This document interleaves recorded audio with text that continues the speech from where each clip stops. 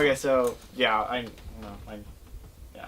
know my 2 and 1. I know you're 2 and 1 now, and you know my 1. You don't know. You probably don't know my 2. I have no idea what it is. That's really funny. I love that. I love that I put you in suspense. Well, let's start with you, Matt. What's your number 2? Gravity Falls. Yes, so good. So I'm gonna dress up as Dipper for Halloween. Good. It's an easy costume. I guess you have to find one of those like puffy vests somewhere. Yeah. I don't know where you get those. I don't know where you get those either. Michael J. Fox. Yeah. Vest. Okay, Marty cool. McFly. Zach has one. Or it's like a life jacket. I don't know. It's basically a life jacket. It's basically a life jacket. It's a Marty McFly jacket. Yeah. Anyway, yeah. Gravity Falls is This is where I'm gonna say nothing. the greatest show in Disney history. Duh.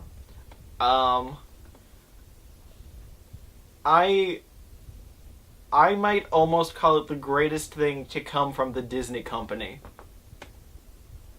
And I don't say that lightly. How can you? It's a huge statement. But I think it might be. At the very least, it's my favorite thing. I don't know, objectively, who cares?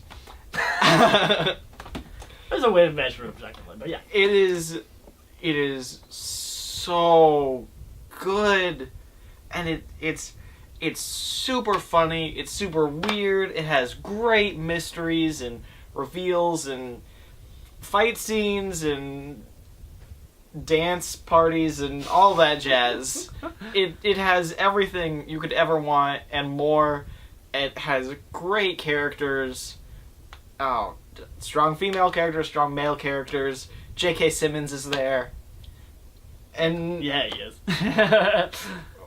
oh man, it's hard to talk about this show because it's just unadulterated good. Yeah.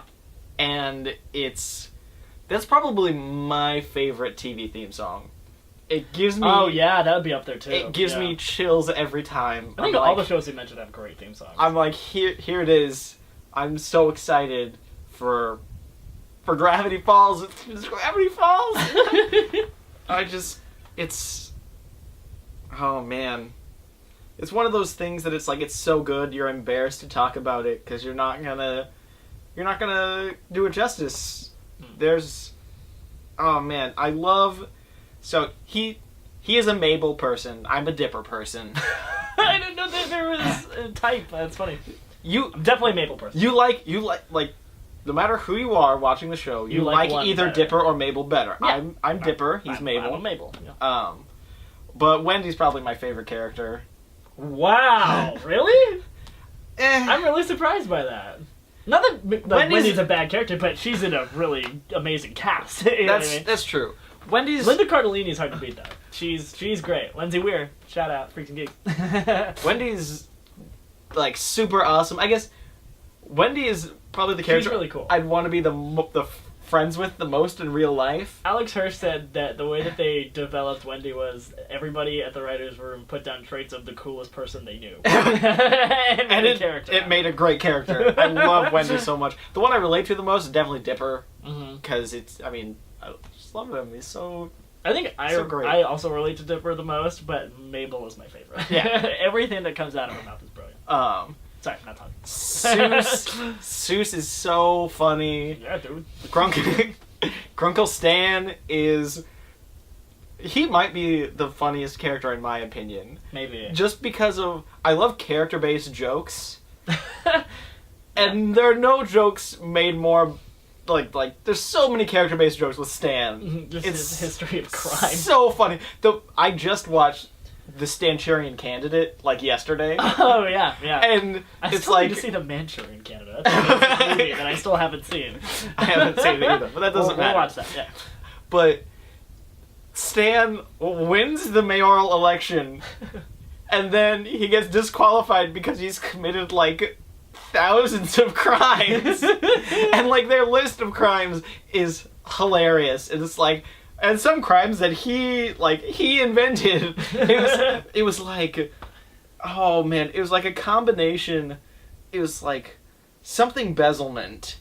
Oh, I do remember. Yeah. There was it was a fictional thing. Bezelment. Yeah. Because Bezelment is a great suffix. Suffix. It's a really great suffix. And And this is where we could get into Campaign Cousins again. And be yeah, like, back to Campaign boom, Cousins. guess what? Crime doesn't matter in politics. Anyway, continue. Bezelment. Anyway. Bezelment. Bezelment should just be a word. Anyway. Yes, it should. I love all the villains. Just, Lil Gideon and Bill Cipher. And just all the weird things that happen. Zach's off camera. He's laughing right now because him and I, we like to do a little Gideon for each other. Like, just, that's me. That's my face. Or whatever. Yeah, it's good. And yeah. I think this might be the Sounded only. a little more like Bill Cosby. This might be the only TV show I've seen that I've loved every single episode. My number one show, I do not love every single episode. I love every single episode of Gravity Falls. There's no misses. There's nothing that doesn't work. Yeah, that's too funny. I mean, just watch it. We're gonna talk about it more in like 2 minutes, and it's gonna be great. Spoil it. Oh yeah, because you're not talking for a reason. Yeah. My number 2. This is when we're genuinely first 3 seasons comes in. Whenever somebody says first 3 seasons, they think of the show. SpongeBob SquarePants. Oh, is duh. my number 2. I knew it was on here. That was like, I have no idea what his number 2 is. And he's like, oh wait, duh. I totally knew it was on here. I just forgot about it. The reason this show is so high on my list is because it's the only thing he references. It's the only thing I reference with my brother and some of my other friends who grew up with it. I was lucky enough to meet Tom Kenny once. And I will kill him for it one day. He'll kill me for it. I was with a girl at a time who had a connection, and we got to see a live podcast of Rob Paulson's Talkin' Tunes podcast, which is awesome. It's a really great podcast. You should check it out. But it was with Tom Kenny.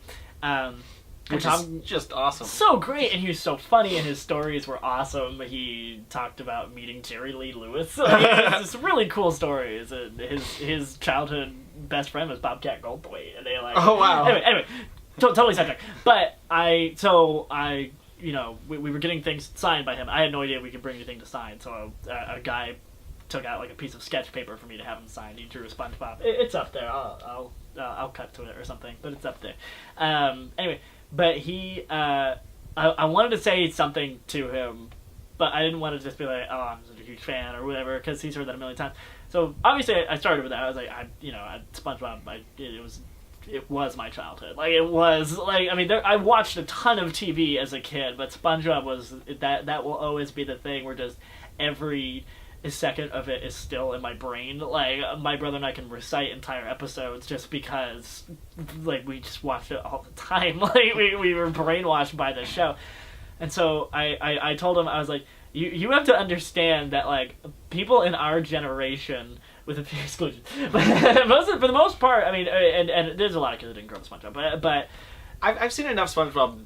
I know it's when comedy it's brilliance. Yeah, I know when it's referenced. Yes. Like, but I told him like this is like for our generation like when we this show is like a language to us. Like we can reference the show to each other and we don't ever have to say it's SpongeBob. We'll just laugh. And he's like, oh okay. And he's still writing and I was like, I gotta get this point across to him. So I was like, it's like your generation and Monty Python. And he looked up at me. He's like, oh yeah, I actually got Tom Kenny to have an idea. That was really cool. But basically, it really is. It is kind of the Monty Python of our generation, which I know is a huge statement. And there's other people who I could call that, but I put SpongeBob because it is a show where if you're in a room full of millennials and you make a SpongeBob quote, if you say this is a fact, if you say mayonnaise, someone will say is mayonnaise an instrument, and then someone will say no Patrick, and then someone will say horseradish is not an instrument either. Yeah, there's always somebody. It doesn't have to be a room of 100 people to sample this either. If you are in a room with 2 millennials, one of them will say is mayonnaise an instrument. There's at least there's at least one who will know. because this show it's more than a show. It's become, for some reason, it's become this. It's become sort of a cultural phenomenon. It's a strictly kind of millennial like icon. This symbol. It's weird that it is, but it is. There was a point in time where SpongeBob was the second most recognizable cartoon character after Mickey Mouse. Yeah. More than Bugs Bunny. That's insane! Obviously, he's a little more unique looking than I guess Bugs Bunny would be. But he's the Kirby Square. Kirby Square, I don't know, there's something there.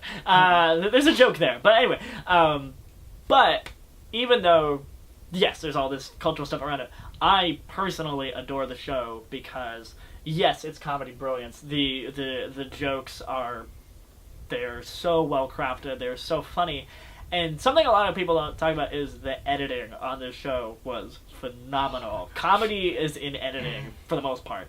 Like you know, there's things that break that mold. Things like Birdman, where there is no editing.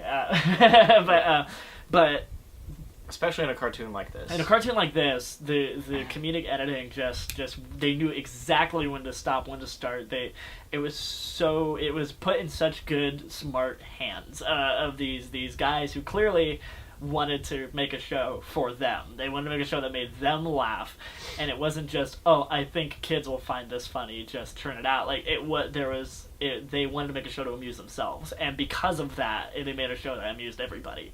And that's usually what you're going to find is the case whenever you look at people who make movies for themselves or whatever. Like that's how it works, or that's how it should work.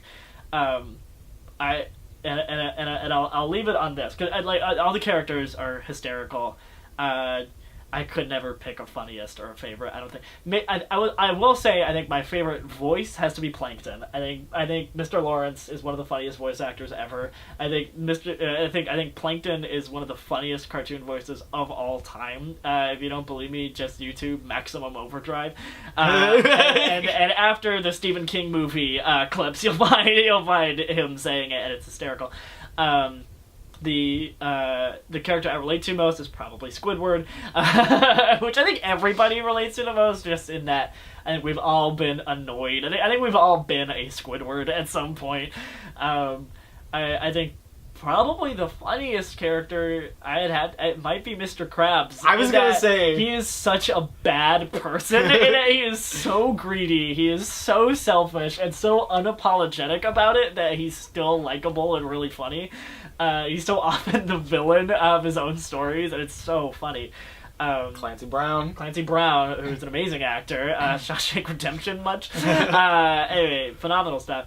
I'll leave it on this because this is probably my favorite joke in SpongeBob, which is it's a Patchy the Pirate episode. So Tom Kenny is live action as a pirate man who is a SpongeBob fan. It's very meta, very bizarre, and at one point he sends SpongeBob a letter underwater, and SpongeBob tries to read the letter, but the ink is all smudged because it's underwater.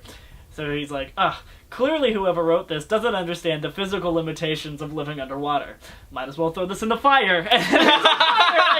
Brilliant! It's so brilliantly stupid and clever at the same time, and few other shows master that medium.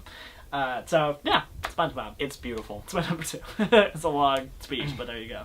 It's just such a meaningful show to many people our age. Oh, absolutely. And it's funny because it's not a show where I'm like, oh, I'm so attached to these characters in the same way that I would be with a show like Avatar. It's a show where I'm just... You're attached to the show. I'm attached to the show. I'm attached to the jokes. I'm attached to the quotability. It's like Big Lebowski or something. Yeah. Although I do care for Donnie. You're out of your element.